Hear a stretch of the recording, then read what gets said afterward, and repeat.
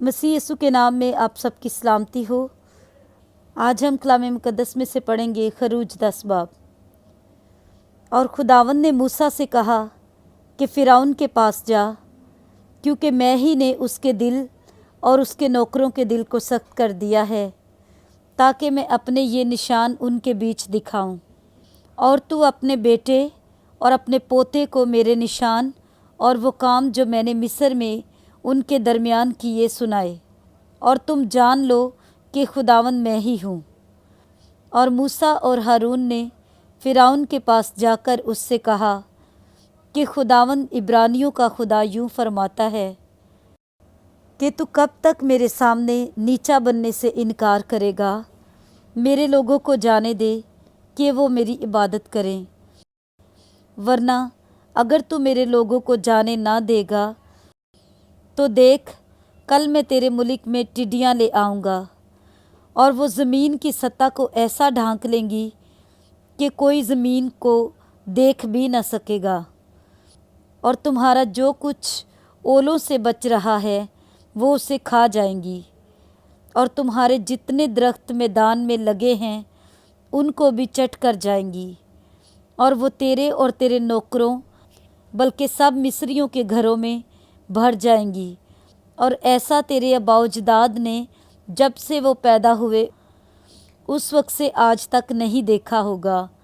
और वो लौट कर फ़िरौन के पास से चला गया।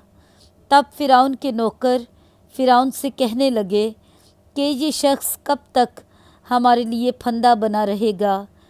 इन लोगों को जाने दे ताकि वो खुदावंद अपने खुदा की इबादत करें।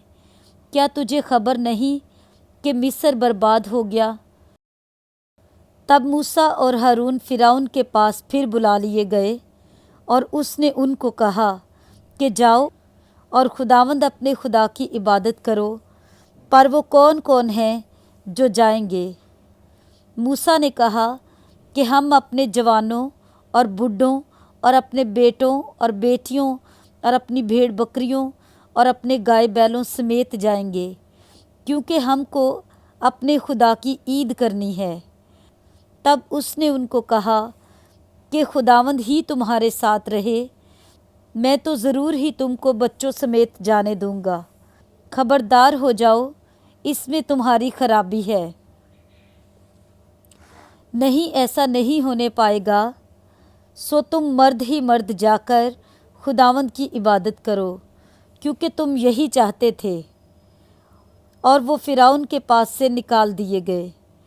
तब खुदावंद ने मूसा से कहा कि मुल्क मिस्र पर अपना हाथ बढ़ा, ताकि टिड्डियाँ मुल्क मिस्र पर आएं और हर किस्म की सब्ज़ी को जो इस मुल्क में ओलों से बच रही है चट कर जाएं।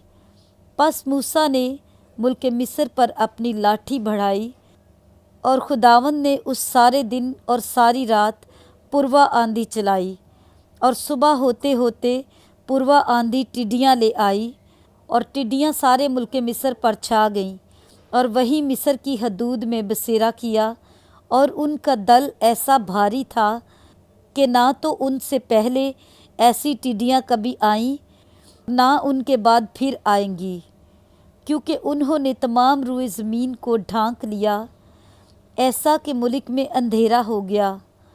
और उन्होंने उस मुल्क की एक एक सब्ज़ी को और दरख्तों के मेवों को जो ओलों से बच गए थे चट कर लिया।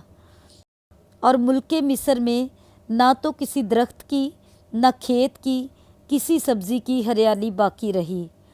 तब फ़िरौन ने जल्द मूसा और हारून को बुलवाकर कहा कि मैं खुदावंद तुम्हारे खुदा का और तुम्हारा गुनाहगार हूँ। सो फ़कत इस बार मेरा गुनाह बख्शो, और खुदावंद अपने खुदा से शिफायत करो कि वो सिर्फ़ इस मौत को मुझसे दूर कर दे। सो उसने फ़िरौन के पास से निकलकर खुदावंद से शिफायत की, और खुदावंद ने पिछवा आंधी भेजी जो टिड्डियों को उड़ा कर ले गई और उनको बहरे कुलज़म में डाल दिया। और मिस्र की हदूद में एक टिड्डी भी बाकी ना रही। पर खुदावंद ने फ़िरौन के दिल को सख्त कर दिया, और उसने बनी इसराइल को जाने ना दिया।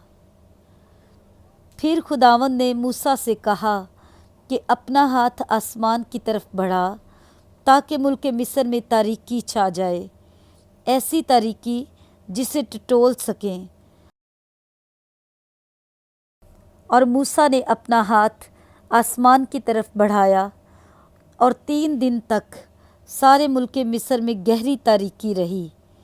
3 دن تک نہ تو کسی نے کسی کو دیکھا اور نہ کوئی اپنی جگہ سے ہلا، پر سب بنی اسرائیل کے مکانوں میں اجالا رہا۔ تب فرعون نے موسیٰ کو بلوا کر کہا کہ تم جاؤ اور خداوند کی عبادت کرو، فقط اپنی بھیڑ بکریوں اور گائے بیلوں کو یہیں چھوڑ جاؤ، اور جو تمہارے بال بچے ہیں ان کو بھی ساتھ لیتے جاؤ۔ موسیٰ نے کہا کہ تجھے ہم کو قربانیوں اور سوختنی قربانیوں کے لیے جانور دینے پڑیں گے، تاکہ ہم خداوند اپنے خدا کے آگے قربانی کریں۔ سو ہمارے چوپائے بھی ہمارے ساتھ جائیں گے، اور ان کا ایک کھر تک بھی پیچھے نہیں چھوڑا جائے گا، کیونکہ انہی میں سے ہم کو خداوند اپنے خدا کی عبادت کا سامان لینا پڑے گا، اور جب تک ہم وہاں پہنچ نہ جائیں ہم نہیں جانتے کہ کیا کیا لے کر ہم کو خداوند کی عبادت کرنی ہوگی۔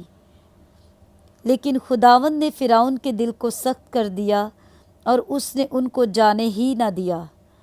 اور فرعون نے اسے کہا کہ میرے سامنے سے چلا جا اور ہوشیار رہ، پھر میرا منہ دیکھنے کو مت آنا، کیونکہ جس دن تو نے میرا منہ دیکھا تو مارا جائے گا۔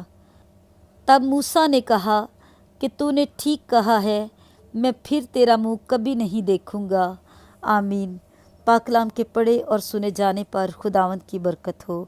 آمین۔